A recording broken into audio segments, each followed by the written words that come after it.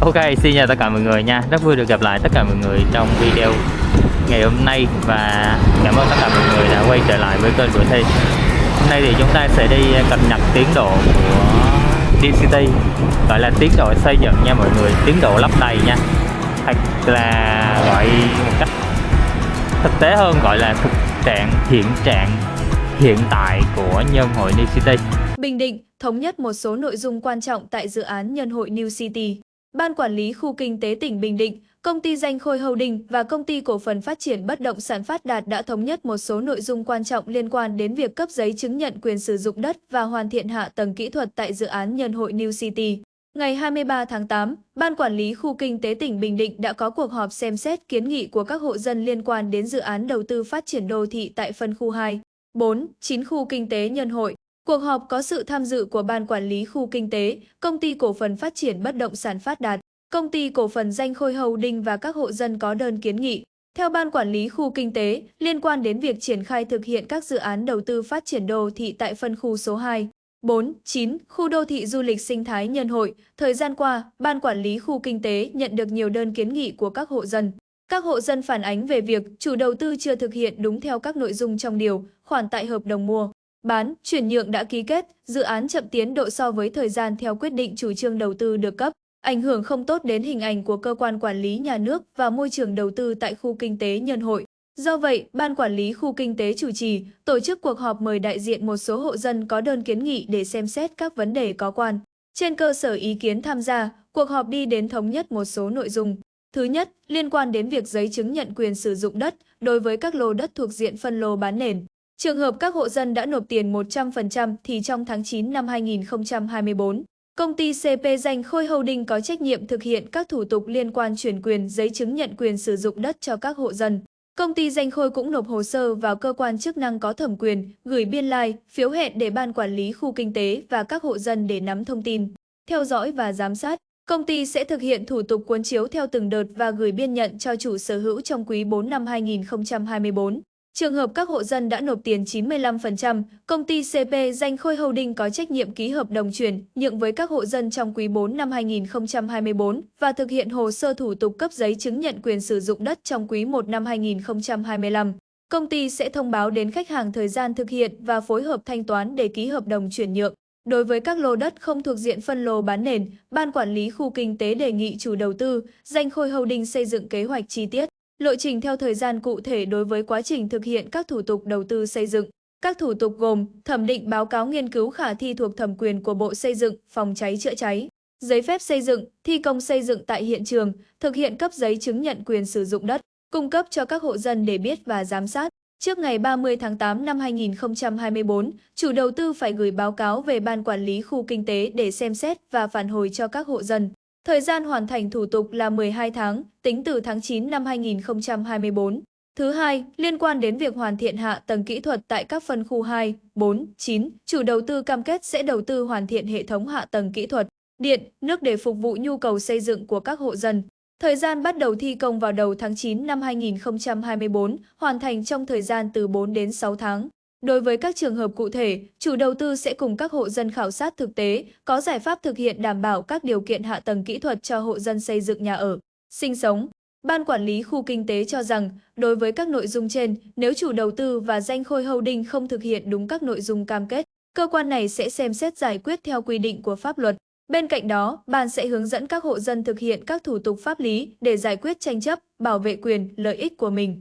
Tại cuộc họp, công ty CP Danh Khôi Holding cũng cho biết, trước ngày 30 tháng 8 năm 2024, công ty sẽ có văn bản nêu rõ những nội dung vướng mắc liên quan đến quy trình về việc cấp giấy chứng nhận quyền sử dụng đất về Ban quản lý khu kinh tế để xem xét, hỗ trợ. Đối với việc các hộ dân đã nộp tiền 25, 35%, vay ngân hàng đã có thông báo đồng ý giải ngân của ngân hàng.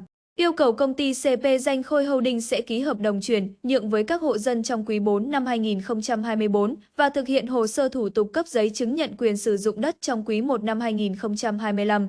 Danh Khôi Holding sẽ làm việc với ngân hàng về thủ tục giải ngân và nộp số cho khách hàng theo quy định.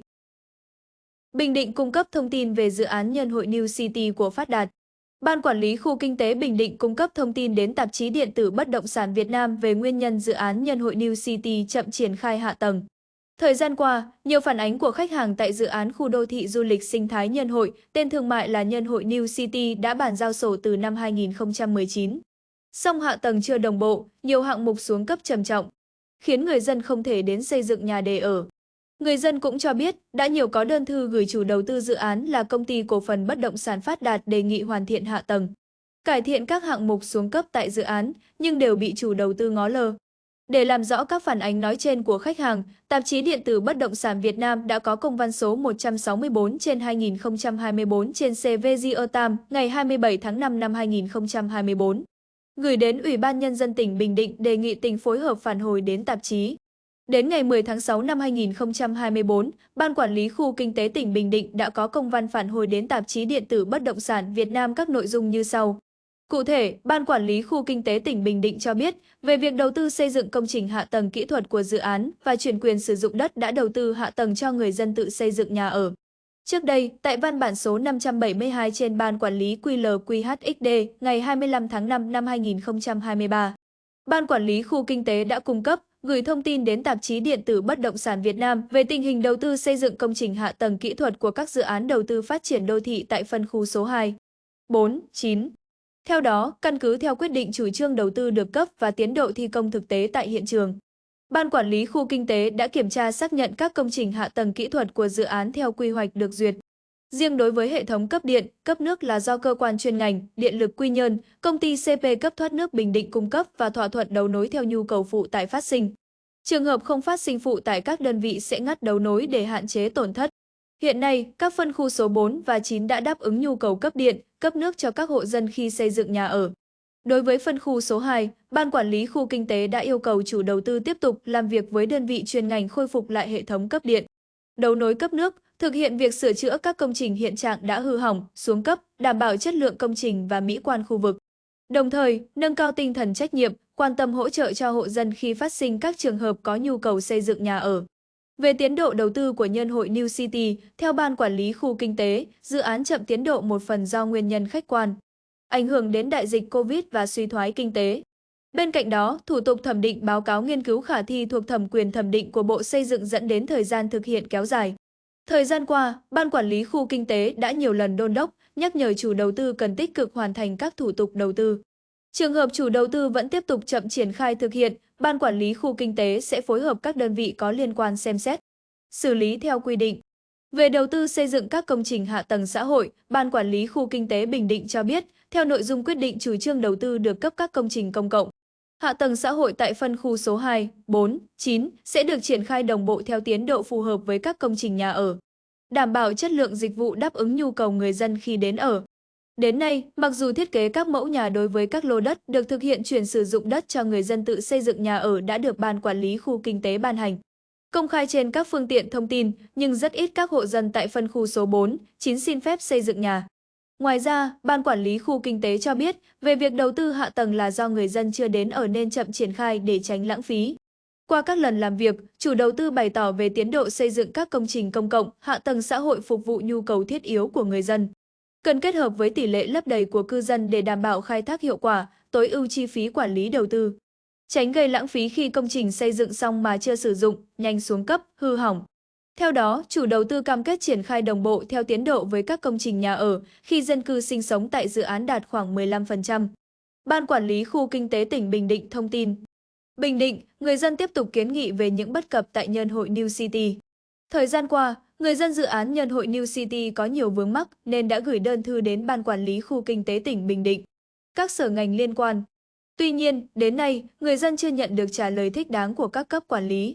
Ngày 9 tháng 7, đại diện dân cư phân khu 2, 4, 9 khu kinh tế Nhân Hội, tỉnh Bình Định cho biết, đã có đơn thư gửi cơ quan chức năng liên quan đến những bất cập tại dự án khu đô thị du lịch sinh thái Nhân Hội. Tên thương mại là Nhân Hội New City. Theo đó, về hạ tầng kỹ thuật phân khu 249, khu kinh tế Nhân Hội, người dân chia sẻ. Hiện tại cư dân muốn triển khai xây dựng nhà ở tại các thửa đất đã được cấp giấy chứng nhận sử dụng đất tại phân khu 2, 4, 9, song hạ tầng kỹ thuật điện nước chưa được hoàn thiện. Điều này dẫn tới khó khăn trong việc xây dựng nhà ở và khai thác sau này. Điện nước bắt buộc phải đầy đủ ở 3 phân khu như trong chấp thuận chủ trương đầu tư, tuy nhiên hiện tại lại đang chưa hoàn chỉnh. Đang tạm bợ, cư dân ai đến xây thì kéo điện đến nhà đó. Chẳng hạn, phân khu 9 vừa rồi có cư dân xây dựng phải kéo dây điện như những năm 1990. Từ cột này qua cột kia, làm phát sinh chi phí, khó khăn, bất tiện cho cư dân và gây mất mỹ quan đô thị. Cư dân chia sẻ. Bên cạnh đó, về hạ tầng tổng thể dự án, mảng cây xanh tại dự án không được chăm sóc chết gần hết, vỉa hè bong hỏng. Đèn chiếu sáng không bật điện hoặc không có điện. Người dân cho rằng, việc chưa hoàn thiện về hạ tầng kỹ thuật nhưng đã thực hiện chuyển nhượng quyền sử dụng đất đã vi phạm khoản 1. Điều 2 quyết định số 2182 trên QĐ Ủy ban Nhân dân ngày 27 tháng 6 năm 2019.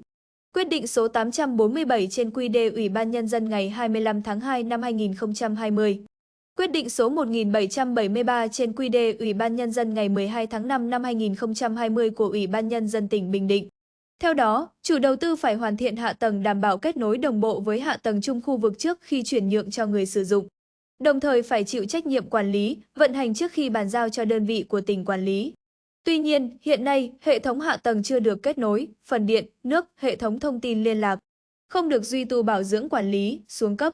Về các thủ tục triển khai xây dựng nhà ở, theo quy định tại điểm 30, điều 1 Luật Xây dựng số 62 trên 2020 trên QH14 sửa đổi. Nhà ở riêng lẻ trong khu vực đã được phê duyệt quy hoạch 1 trên 500 không phải xin giấy phép xây dựng. Tuy nhiên, hiện nay, chủ đầu tư không cung cấp hồ sơ thiết kế đã được cơ quan thẩm quyền phê duyệt để nhà đầu tư triển khai thi công xây dựng. Điều này dẫn tới khó khăn trong việc triển khai xây dựng của cư dân. Qua tìm hiểu cụ thể, chúng tôi được biết quy định chủ đầu tư phải xây xong các lô ODV chưa sổ này thì mới được quyền bán cho hộ dân. Chủ đầu tư đã không làm theo quy định này đã bán cho dân từ năm 2019 đến nay, gây hậu quả nghiêm trọng ảnh hưởng tới quyền lợi của người dân. Người dân không có thiết kế cơ bản và thiết kế này chưa được Bộ Xây dựng phê duyệt theo thẩm quyền, bởi vậy hơn 50 hộ dân ở các lô này muốn xây dựng để hoàn công cấp sổ đều không thực hiện được. Đề nghị thống thiết của người dân là chính quyền và chủ đầu tư phải có hướng giải quyết một cách quyết liệt. Có giải pháp cụ thể để người dân các lô ODV này được quyền xây dựng cũng là để phát triển nhân hội nói riêng và đóng góp cho sự phát triển của tỉnh Bình Định nói chung. Cư dân chia sẻ. Với mong muốn góp phần phát triển khu vực, cư dân cũng mong Sở Kế hoạch và Đầu tư tỉnh Bình Định chỉ đạo chủ đầu tư cùng các đơn vị liên quan sớm giải quyết các vướng mắc, khó khăn nêu trên để người dân triển khai xây dựng, khai thác trên các lô đất đã được cấp giấy chứng nhận quyền sử dụng đất. Việc này góp phần xây dựng kinh tế khu vực, củng cố niềm tin của các khách hàng đã, đang và sẽ chọn Bình Định làm nơi dừng chân, phát triển.